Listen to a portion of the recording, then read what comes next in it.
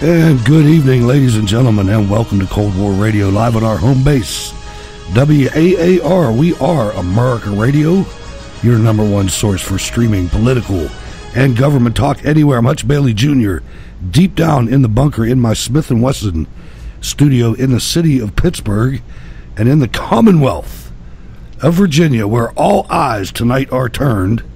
Let me welcome Jack to the program, monitoring the most important election in a long time. Good evening, Jack. Yeah, I'm on pins and needles. Went out there, did the due diligence. It looked like there was a pretty large turnout considering where I voted from. It was like in the low 40s and drizzling rain. It was cold for my, your civic duty. But people were out there. All right, follow me on Spreaker, ladies and gentlemen. Like the Facebook page, facebook.com/Cold War Radio. You can catch the show on Blueberry via Roku. You can catch it on YouTube, the 405 Media, iHeartRadio, and the Cold War Radio app, which is free in your app store. You can email the show at hutch@steelcityresistance.com. The Cold War Radio patron hotline is kind of rusty, but it's open, 412-567-1460. The chat room is up on Spreaker. You can catch the link there from steelcityresistance.com, where you can also catch the show notes for all the shows, and you can become a Cold War Radio patron and decide what we're worth for our monthly output of material.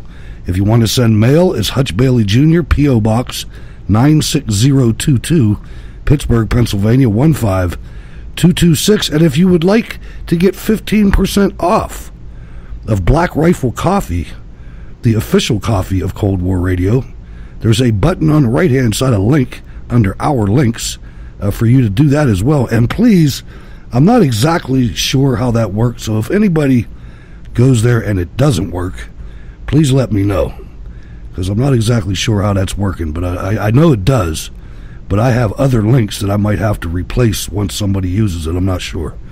So check that out. Now, we got a lot going on, a whole lot going on tonight, Jack. Unfortunately, a lot of people in the country don't know that, because our media has become such a lame force. I mean, what a bunch of idiots. When you look at what's really going on and then you balance that against what's being broadcast, it's just it's criminal almost. It's hyper focus on, they're going mad over the which I would have to say that the Texas shooter, there's a lot of good stories involved in that we'll be getting into later, but you have the president over on a historic Asian trip, and what do? They try to fake a disrespect moment, saying that he threw all this fish food into the pond. I mean, that's how sad these people are, CNN doing that stuff. It's crazy. And they photoshopped it and everything. I mean, it's just, first of all, to worry about a pond full of carp, who cares? You know, that's all koi are. I mean, they're goldfish, big giant. It's unbelievable that they would even care about that, especially with the meat and potatoes that's in this historic, as you said, visit. I mean, these guys are playing. We've got one of the most outstanding diplomatic teams that I think we've ever had. I mean, and I've said this numerous times on the show, and it can't be said enough. When you elevate the Secretary of the Treasury to a full-blown field general in the diplomatic sense, you know we're going to make some money. I mean, yeah, and I think all the countries involved in it are going to make money. It's totally revamping the past 40 years of negotiating trade deals is over. It's back, like Trump said, one-on-one. We're going to deal with you one-on-one. We're going to deal with you fairly, and let's go from there. And things are turning around for our country and others. And they will continue to do so. And we have also smartly, for the first time, I think, probably since World War II, started using our economy as a weapon in international diplomacy and international gamesmanship. I mean, make no mistake, the reason that the Treasury Secretary is out there, I guarantee you he's telling those people, look, you either do what we're saying or I'll bankrupt you. You know, that's what's going on out there. He's got a gun. And we know without our consumers, all of these countries fold. Walmart doesn't have an American-made thing in it. That's why I don't shop there, but I'm just saying. Now, let's get to the dialogue. Some ridiculous things going on. A guy named Bryant Schoolos, he's a professor at Florida International University. I mean, these people are reaching. They hate America so badly that they want to take any iconic institution or anything, and they want to try to destroy it. He blasts the toxic masculine capitalism of Beauty and the Beast. I mean, now, Jack, children for millennia have come up watching one form or another of Beauty and the Beast. It's just one of those things. Right. It's just it's a kid's story, and it's not meant to be political. I mean, think of how much money these kids are spending for tuition to hear their professor talk like this. I mean, I'm actually kind of glad that I never had the university experience. Me too.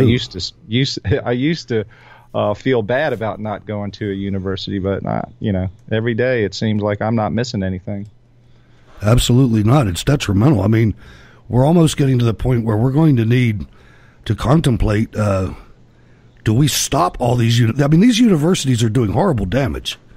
I mean, have you talked to a college-educated kid lately?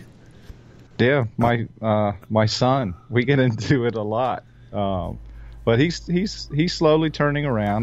Now he's out of college, and he went into the workforce, and he's still I call him my little hippie, but he's starting to grow up and start realizing that a lot of the stuff that he was taught while he was in university was all basically a facade. Do as I say, not as I do. Like, he worked for one group for a short time, and the owner, my son's like, we should be riding bicycles if we're preaching or promoting the green movement, energy movement, and all this stuff. And the boss owner's like, no. He goes, I'm doing my part by spreading the word. I can drive this SUV anytime I want. Of course, the Al Gore mentality. Sure, and I had the same thing. Mine was hell bent on when Obama came out, when they were talking about they were going to forgive tuition. My son started jumping up and down. I said, oh, hell no. I said, why would you be for that? Just because you can get out of something that you promised a guy you would pay back? Why should everybody else pay back your loan? Because the loan's getting paid back one way or another. Either they're going to raise interest rates on somebody else, something's going to go up. They're not just going to eat that. Then he finally got it. Because, right. You can tell, because when they're talking to you, and this goes for everybody out there, parents, when they're talking to you, it doesn't seem like you're getting through. But then when you pick up on those conversations that they don't think you're hearing, when they're talking to their buddies or they're talking to other people, you can hear yourself in their voice. That's a fact. Yeah, it comes out eventually. I think we all went through it. I mean, when we were all young, we all were bright, shiny new keys to the kingdom when we graduated and were our first time adults. And we had, most of us had, very great hopes, pure and innocent hopes without world experience. But when you start getting real life experience and living in the real world, you start realizing that a lot of these dreams are just that. They're just fantasy. Communism looks great on paper, but you put it into action, it is nothing like it. You're right, and I'm looking in the chat room, and ladies and gentlemen, last night the FSB or the KGB or whatever they're calling themselves this year shut down the country of Norway's internet to prevent Norway from being on the program last night. But I see that he's back, so they got that all straightened out, and he's still amongst the living, so that's good. Missed you last night, but we did what we had to do and made it happen. It's live radio, baby. Donna Brazil has a theory about Seth Rich, and you're not going to believe what it is, but it seems to be the theme these days with the Democrats. Producer, play Donna Bobo Brazil. Donna Brazil worried that Seth Rich was either killed for being white or killed by Russians. In her latest book titled Hacks, she wrote, "I felt some responsibility for Seth Rich's death. I didn't bring him into the DNC, but I helped keep him there working on voting rights. With all I knew about the Russians hacking, I could not help but wonder if they had played some part in his unsolved murder. Besides that, racial tensions were high that summer, and I worried that he was murdered for being white on the wrong side of town. My friend Elaine expressed her doubts about that, and I heard her. The FBI said that they did not see any Russian fingerprints there." Rich's murder haunted Brazil. The DNC data staffer was killed days before WikiLeaks began publishing its emails, and his valuables were not taken. The intelligence community told her after the killing that she needed protection for herself, including cameras, alarms, and backup power at her house, and she heeded their advice. Brazil was so concerned with Rich's death that she used her brief only phone call from Hillary Clinton after the election loss to bring him up. She asked Clinton to use some of the millions of dollars the campaign had in order to set up a reward fund to find his murderer. But Hillary said she really had to go. Now, I believe that Donna Brazil cared about Seth Rich. You can almost tell in her voice. Now, obviously, that wasn't Donna Brazil in the clip. I promoted that incorrectly, but I do believe that. I think that she kept the guy there and was probably tutoring him or mentoring him, poor kid. But, you know, I'm not sure that I don't think they're going to be able to contain her. And the thing, you could tell by the way that she wrote that she does feel some sort of responsibility for keeping him in D.C.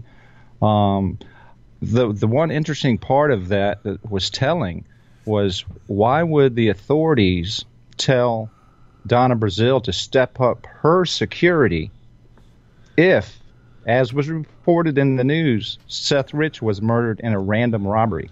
Right. You see what I'm saying? Yeah, I do. That doesn't add up. And nobody at that time was talking about Russians. At that time, the Russian thing did not come up until after the election was over. Right. Well, it was sort of the hacking was there. Right.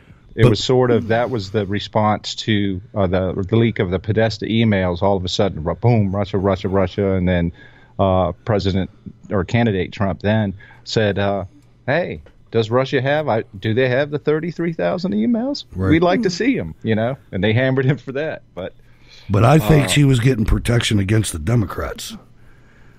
You know, I mean, they've been. It's out there. I mean, people fall away when it comes to the Clintons. It's been happening for 20 years. I thought that was very telling in that part of that thing. Right. It sort of gives us a hint. Now, President Trump went to South Korea, the Republic of Korea, correctly stated, and decided not to go to the DMZ like everybody does and get the photo op. He went farther down south to Camp Humphreys, an army base in the Republic of Korea, and decided that he wasn't going to have the VIP presidential treatment lunch, and he went to the mess hall. Listen to this. President Donald Trump ditched a fancy lunch in favor of eating with American troops in South Korea Tuesday.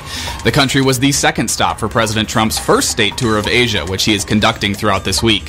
The president has centered his trip around America's trade deficits and the region's escalating tensions with North Korea. Standing with South Korean President Moon Jae-in, Trump said that, quote, "I feel confident that we'll be able to reach a free, fair, and reciprocal trade deal as we renegotiate our current 5-year-old trade document." The president also told North Korea that, quote, "No one, no dictator, no regime should underestimate the American resolve." He continued, saying that every once in a while in the past, they underestimated us, and it was not pleasant for them.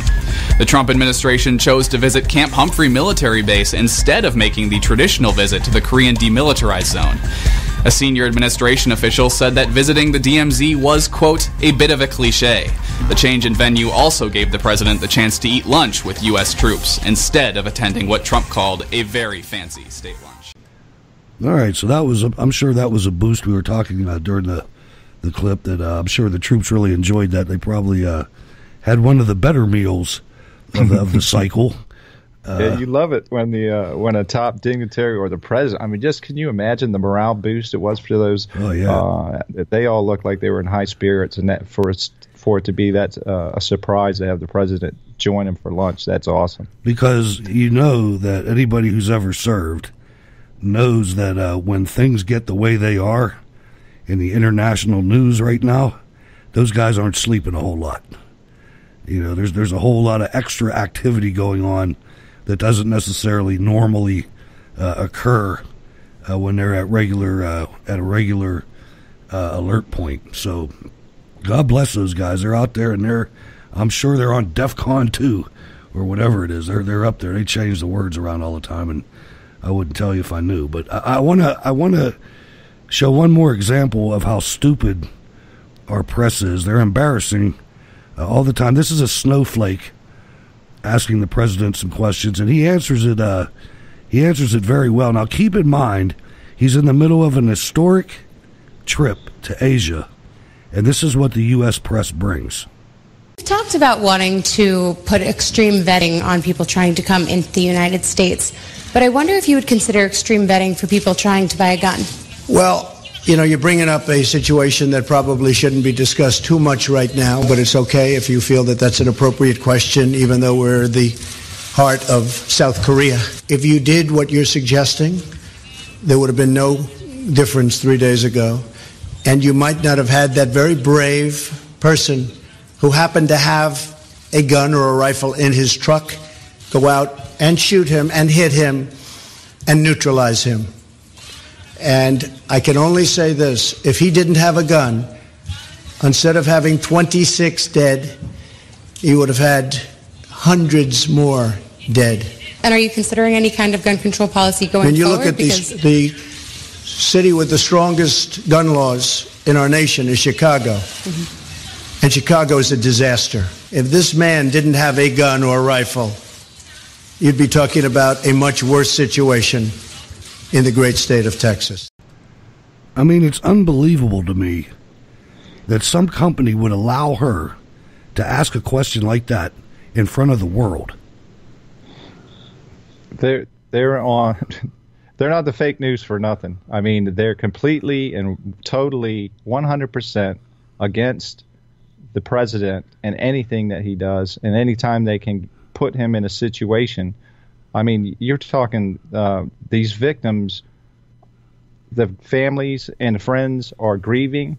They're trying to make sense of this madness, and they asked that question. I'm glad that he answered it the way he did, because if it wasn't for that hero and the guy that was driving the truck, who knows how many more people would have been killed. That was the point he's trying to make. And I guarantee you, if we would have elected Jeb Bush, we'd be talking about an assault rifle ban right now. I mean, this is something that the thing that I love the most about this administration is the way that this guy answers the way I'd answer. And I've been waiting for that my entire life, Jack. For somebody to get up there that's on my team to make them clutch their pearls the way he's done. I love it. I love nothing more than watching, especially the Republicans, when they get all messed up. They don't know what to do when he says something that's true. Right, and he's not afraid to speak up, even when the rest. I mean, what did we say about the GOP being so weak? They just fold under pressure constantly over the last few decades. They would have folded on this, guaranteed. Because they don't even report that it was a legally armed citizen who came out of his house with his own AR-15 and took out this murderer. Exactly. They don't report that, do they? No, they don't. And the first reports, all of them, it went from the church to him killing himself. Nothing in between. Nothing in between at all. I was, it was to the point where I was like, which one of these stories is right? I'm listening to it on the car radio, and it doesn't say a word about this rifleman, the guy that took him out or stopped him. There was an excellent Steven Crowder, if you know Louderwood Crowder. I watched it after both of y'all's shows last night. He had the man on for like a 20, 25-minute interview, and he detailed the whole scenario, what happened, what occurred. And I urge you to check it out, go find it and watch it. I mean, that man's a hero. He stepped up when he heard, gunfire. He went out and helped, and who knows how many lives he saved. And hooked up with another patriot with a vehicle and chased him down, to make sure he wasn't going to do any more damage. So, yeah, that was a great story. And incidentally, he was not Megyn Kelly. He was on Laura Ingraham on Fox News with a shirt that plainly and boldly said, "Buy a gun, annoy a liberal." I mean, big letters. It was amazing, man. And he was a former NRA instructor, right, if I remember correctly. And he also said that if he did not have his AR-15, he doesn't think he could have stopped this guy because of all of the protection that he had on him. Right, and he actually, the initial reports where the round went in, body armor is only as good as the body armor. If you go around the body armor, it's not so good, and that's what he did. He went in between the plates. Some hell of a shots right there. Yeah, probably several of them, because that's what I'd have emptied a magazine on him. Anyway, 412-567-1460 if you got any comments so far in the show. A better time to call now than when there's 5 minutes left. Just don't be bashful. 412-567-1460. But we're going to get into something right now that is amazing to me.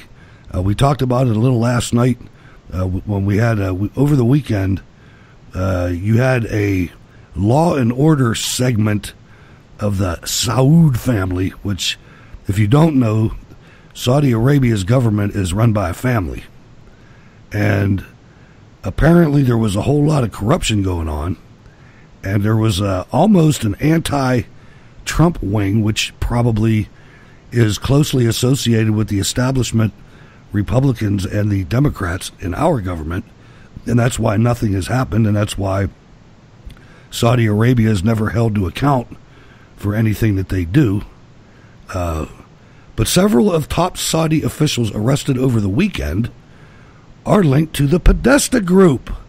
Ladies and gentlemen, Jim Hoft brings us this. On Sunday, the Saudi kingdom arrested dozens of princes, senior military officers, businessmen, and top officials, including a well-known royal billionaire with extensive holdings in Western companies, the regime said. It was part of a sweeping anti-corruption probe. Vocal Trump critic and Clinton donor Prince Al-Walid bin Talal was arrested in the sweep. Yasser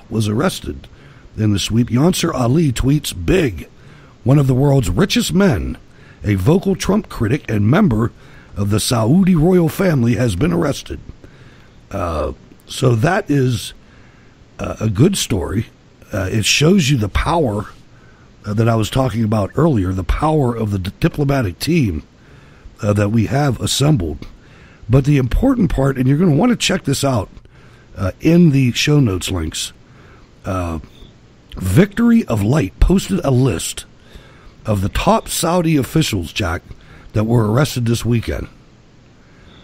Walid bin Talal, the man we just spoke about, Prince Mehtab bin Abdullah, the former minister of the National Guard, Prince Turki bin Abdullah, former governor of Riyadh, the capital, Prince Turki bin Nasser, Walid Ibrahim, owner of MBC Media Company, Khalid al-Tuwajiri, former president of the Royal Court, Adel Faqih, that's a messed up name, Adel Faqih, former labor minister and current economy and planning minister, and the list goes on, ladies and gentlemen. But it gets interesting when you drop down into the next portion, of which I'm going to see if I can, I can make it a little bit bigger because mine eyes cannot see that small stuff. You have some individuals that are with the Podesta group, and you got Mr. Salman al-Anari. Can you read any more of those names? Well, it just shows companies in Saudi Arabia that are tied to the Podesta group, and that a lot of them are affiliated with a lot of the people that were arrested, put under house arrest. I think they're in the one interesting thing with Alawi bin Talal. He was the one that had the feud with Trump on Twitter. He, along with, I think it's Bill Gates, are shareholders in the Four Seasons ownership of the Mandalay Bay. Right. And what occurred there like less than a month ago. And some of these other companies that are associated with the Podesta Group: Center for Studies and Media Affairs of Saudi Royal Court, Saudi Arabian Oil Company through White and Case LLP, Center for Studies of Media Affairs at the Saudi Royal Court again and again. And that was the guy that was arrested previously, Mr. Salman Al-Ansari, through Saudi American Public Relations Affairs Committee. So, the point of the matter is that the government, the United States government, and nefarious associates of the same are deeply in bed with these Saudis.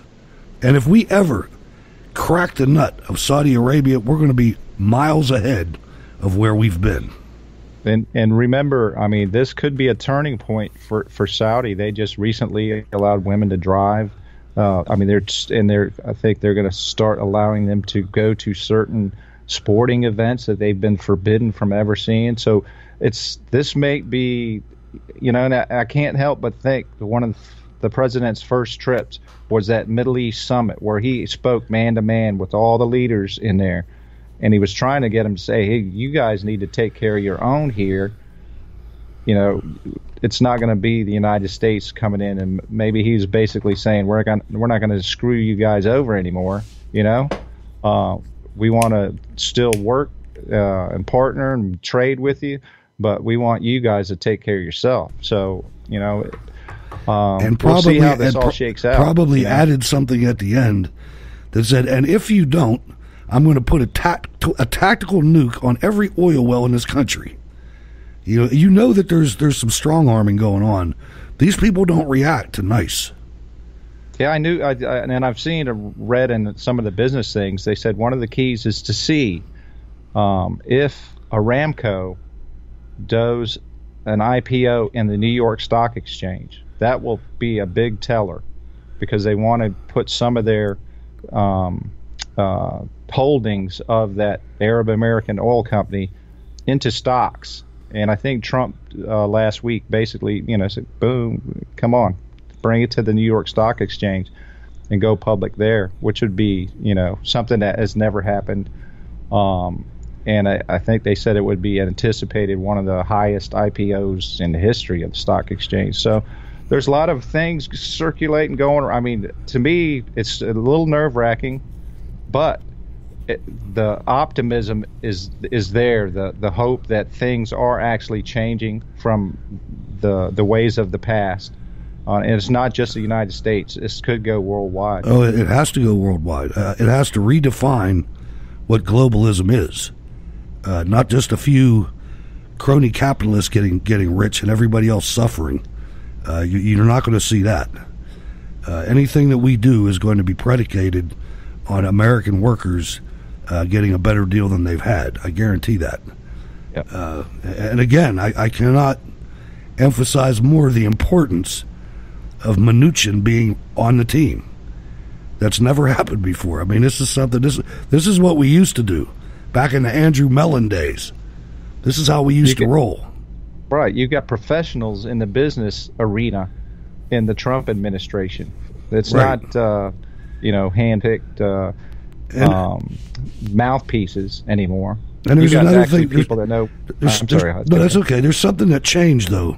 For the last, 20 or 30 years, the economy has been the Wall Street economy, when previously it was the Main Street economy.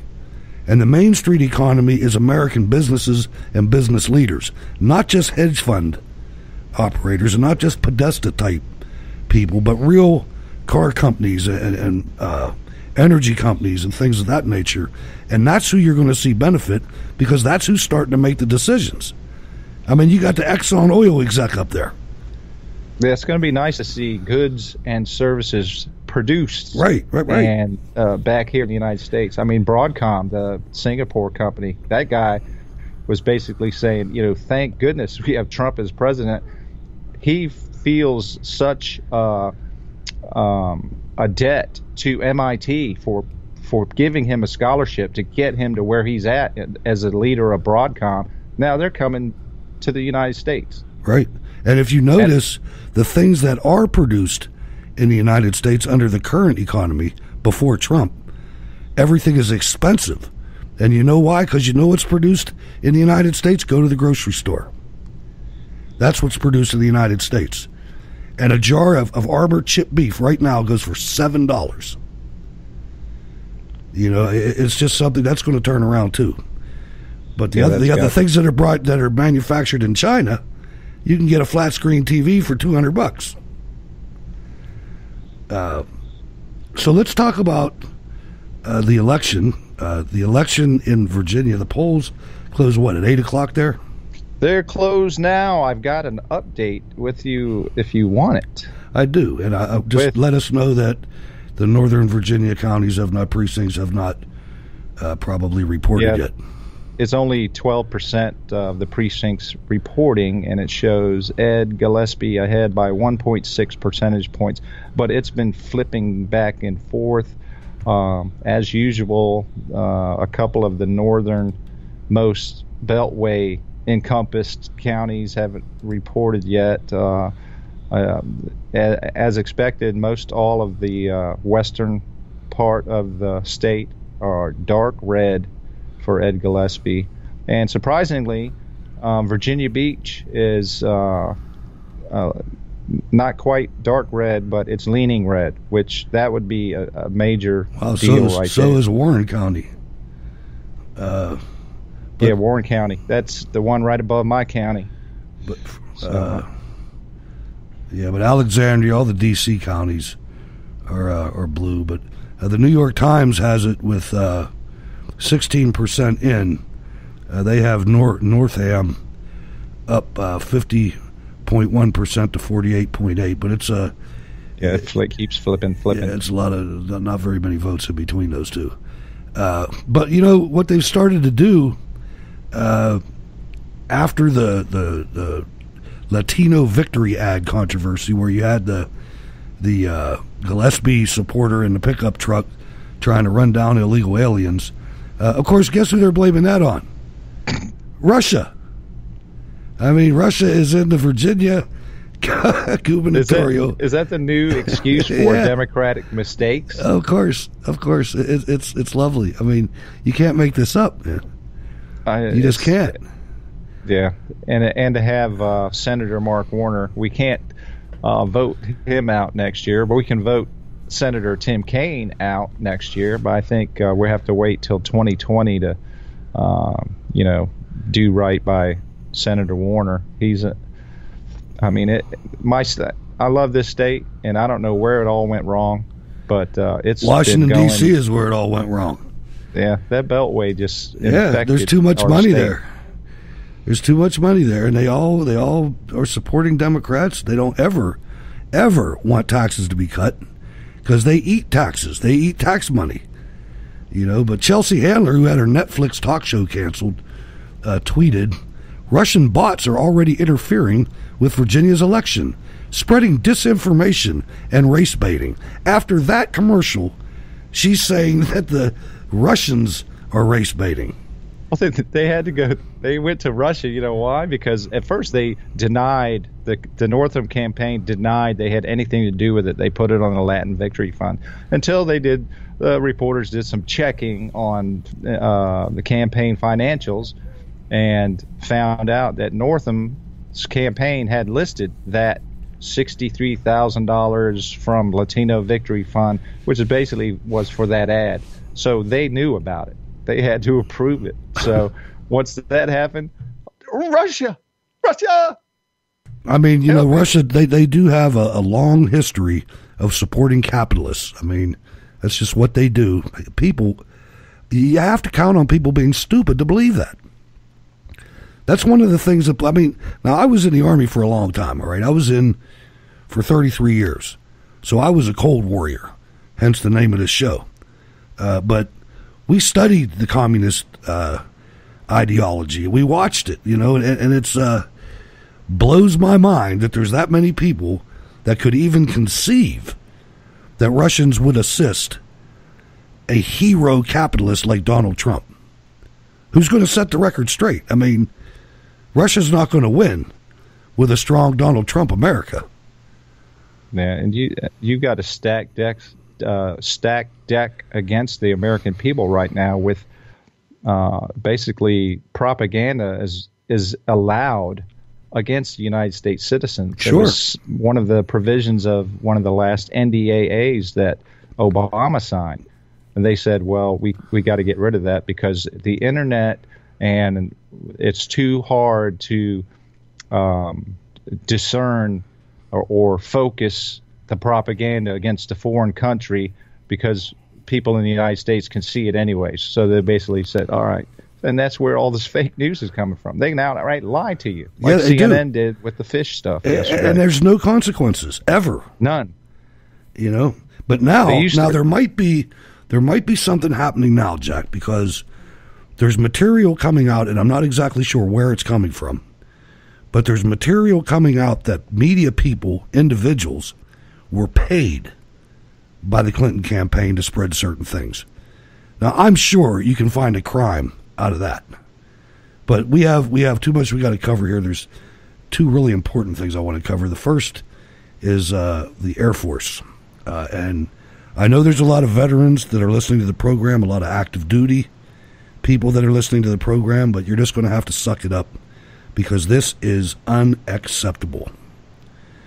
Report: Texas gunman escaped from mental health facility in 2012. This is from the Daily Caller and Amber Athey. Devin P. Kelly, the gunman who killed 26 people in a Texas church, reportedly escaped from a mental health facility in 2012.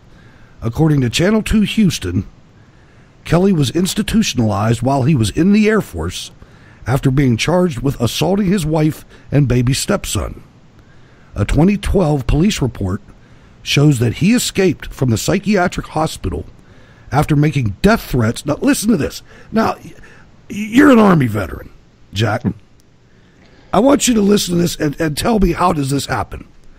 A 2012 police report shows that he escaped from the psychiatric hospital after making death threats against his superiors in the Air Force and trying to smuggle weapons onto the base where he was stationed. Kelly escaped from Peak Behavioral Health Services, a facility in New Mexico, and was caught by police in El Paso, Texas on June 7, 2012. A witness told police that Kelly suffered from mental disorders and had plans to run from Peak Behavioral Health Services by purchasing a bus ticket to get out of the state. He was a danger to himself and others, as he had already been caught sneaking firearms onto Holloman Air Force Base, the witness stated. Kelly was attempting to carry out death threats on his superiors in the Air Force. The report indicates that the incident was put into the FBI's National Crime Information Center database, NCIC. 2 years later, he was able to purchase a firearm in Colorado. He purchased 3 more over the next 3 years, although he was denied a concealed carry permit in Texas. The Air Force took responsibility for his ability to purchase the guns, explaining that they never entered his domestic violence charge into the NCIC database. On Sunday, Kelly opened fire on a church in Sutherland Springs, Texas, killing 26 and injuring 20, killing 27. One of the women was pregnant.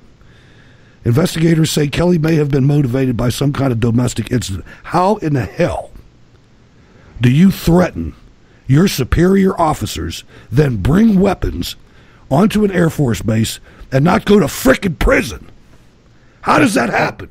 Yeah, I think what did he serve, a year? for spousal abuse and child endangerment when he was abusing his child. But this is just blows the top of it. They're saying that the police report says they entered the stuff into the NCIC database, but the Air Force, if they would have done their due diligence and entered their information into that, would have automatically eliminated his ability to buy the firearm that he used to kill somebody. I'm going on a limb here. I am blaming the United States Air Force for him to come on a base, on an air base. Now, I don't know if you've been on a bunch of air bases. I have. And every one of them almost has an armed guard for you to get anywhere near the planes. Now, I don't know what he did, but if you get caught saying that you're going to kill your superior officer and you have a gun, there you got motive and you got the means. Why wasn't he charged again? He should have been charged and locked up on a completely separate court-martial with new charges that should have been 10 to 20. Or right, he should still be serving time. They should have never let him back into the population. That's the Air Force's fault. And this is what the reason I brought this on here, this is where our military's going. Our officer corps is so horrible. And when I say that, there's some damn good officers in the military right now, damn good. But something is going wrong. Something is going wrong when Bo Bergdahl does not go to jail, when Major Hassan is still called a major and not a private E1 and not executed yet, and when this guy vows to kill his superior officers and brings the guns to the base and is not in a cell. What is going wrong when in West Point we have a cadet that is a communist and tells everybody he's a communist? Yeah, it's bizarro world. I don't know what's going to... I agree with you totally, especially with the Bergdahl decision. When we covered the West Point cadet, when he was showing his communist garb, he didn't take the picture. Somebody was there with him taking the picture. So the people around him saw this, and now he was. I think he's not running, but he was up at Fort Drum with 10th Mountain running a platoon. It's unbelievable. I mean, he deployed to Afghanistan. Yeah, you can't. It needs to get fixed. I mean that.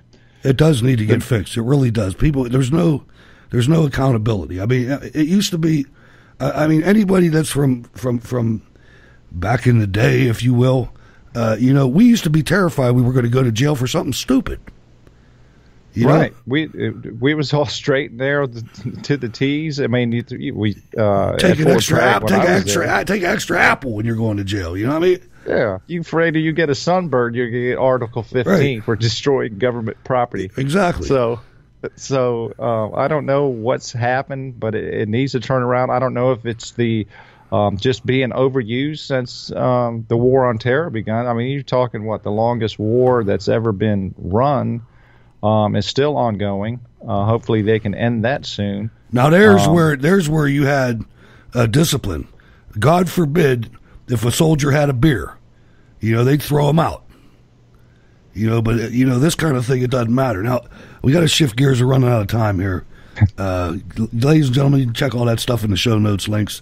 But here's something that's happening. Judicial Watch sues to expose real collusion. Comey testimony closely coordinated with Mueller. And I would like to say right now that everybody that's in the Justice Department should have to take their pay and their paychecks and benefits, and they should have to give them to Tom Fitton and everybody that's in Judicial Watch, because Judicial Watch is a better DOJ than the one we have in Washington. These guys are standing tall and looking good. This is from the Gateway Pundit and Joshua Kaplan.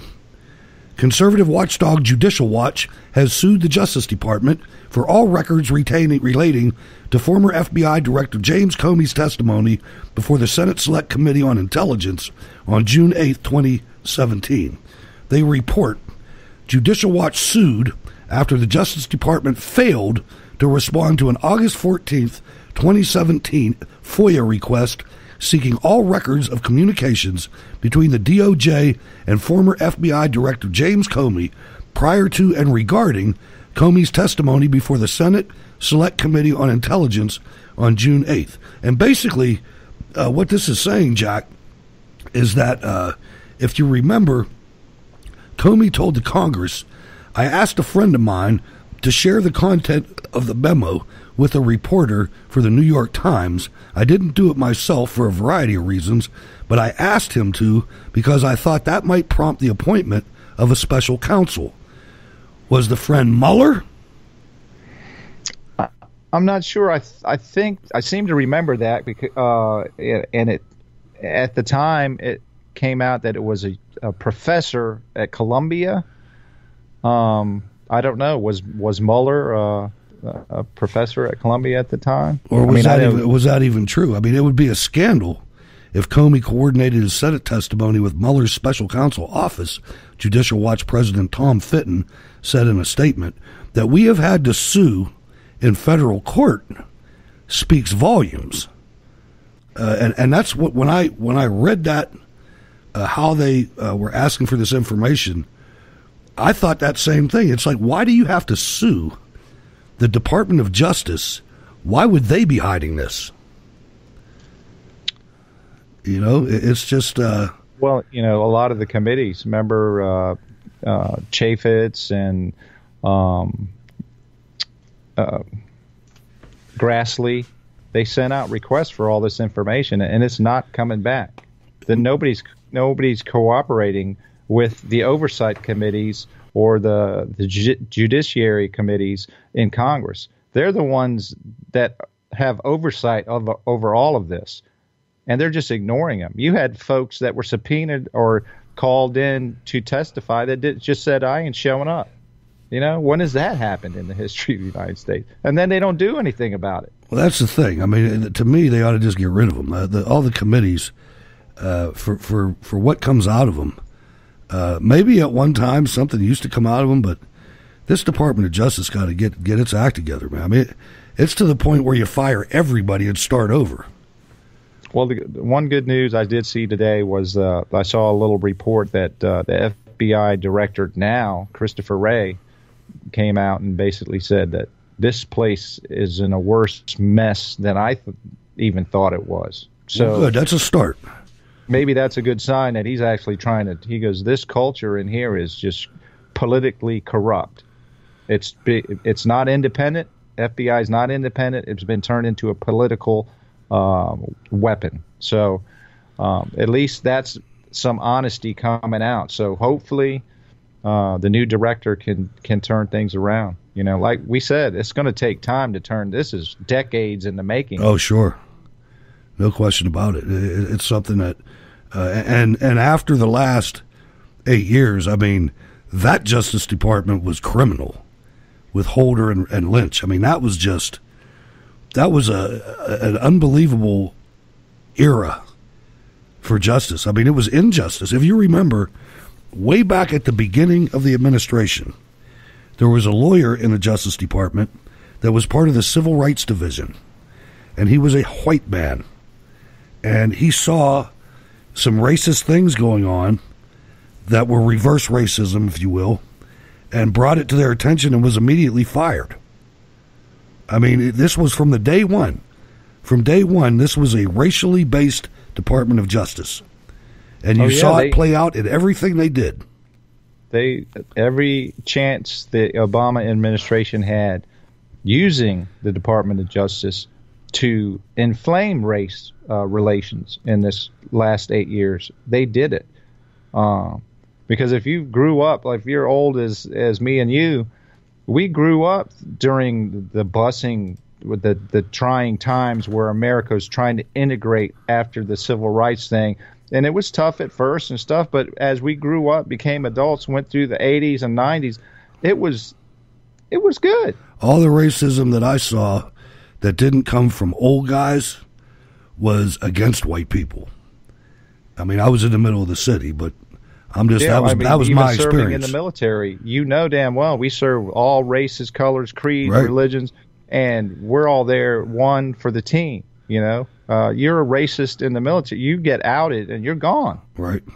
So, and then all of a sudden in the last 8 years, it's gone from pretty damn good to all of a sudden we're like worse than the 60s again. I mean, I refuse to believe it's it. Artificial I don't live now. my life that way. It's artificial too, so it can't last. But finally, and Norway in the chat room will appreciate this, and anybody who listened to yesterday's program will appreciate this. The dog that didn't bark.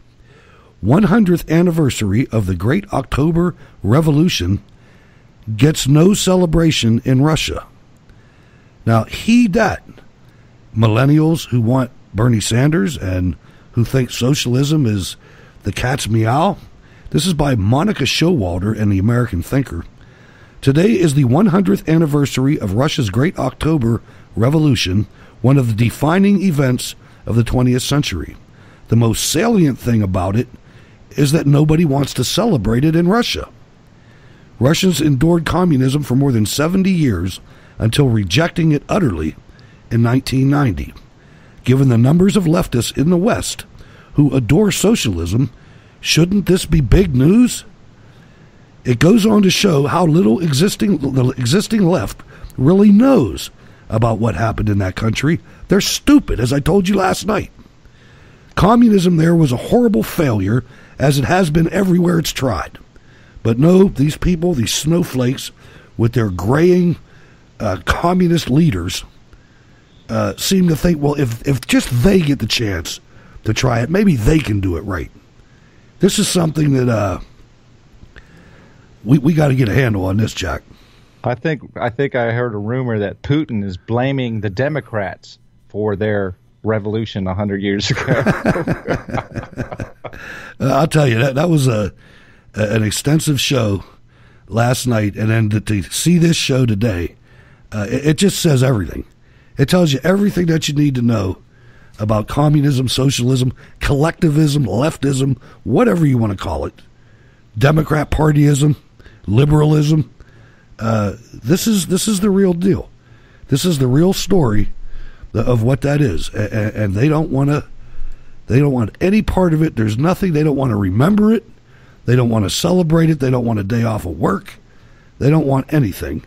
And if we could only get back to basics in this country and get some, one of the things that would set this country free, and I don't know if the administration is in a political spot to be able to do this. As a matter of fact, I know they're not. But I think they can get to the place where you abolish the Department of Education and you abolish public education as institutions. You still provide for education, but you let that happen in the private sector, and you may subsidize it or whatever. But the public education, and the other thing is the university system. But at least if students came mentally armed with civic knowledge of the world and of politics to the leftist universities, the leftist universities would not last that long. Yeah, it's a mess. It is a mess, and we're going through a mess here in Virginia right now. 39% reporting, and Ralph Northam leads by 1.8%. It's still close, but to me, I mean, for him to even have a chance of winning this election, it goes to show you we still got some work to do here in the Commonwealth. I'll tell you, you look at the map, and the Democrats are concentrated in some small areas. Almost everything on that map's red, at least at the New York Times, and they reflect the same numbers that you just reported. Anyway, we're out of time. Jack, how can people get in touch with you? I'm at gab.ai, and I'm always in the Spreaker chat room with all the fine folks that hang out there. All right. I want to thank everybody for listening live, and to those of you listening to the podcast, get over to SteelCityResistance.com, become a Cold War Radio patron, or get some coffee, 15% off Black Rifle Coffee. I'm Hutch Bailey Jr. on Facebook, Bird's Eye View on Twitter. Off to the Wayne Dupree program. Rocky, start up that bird. Thanks, everybody, for letting us into your life for 1 hour. God bless.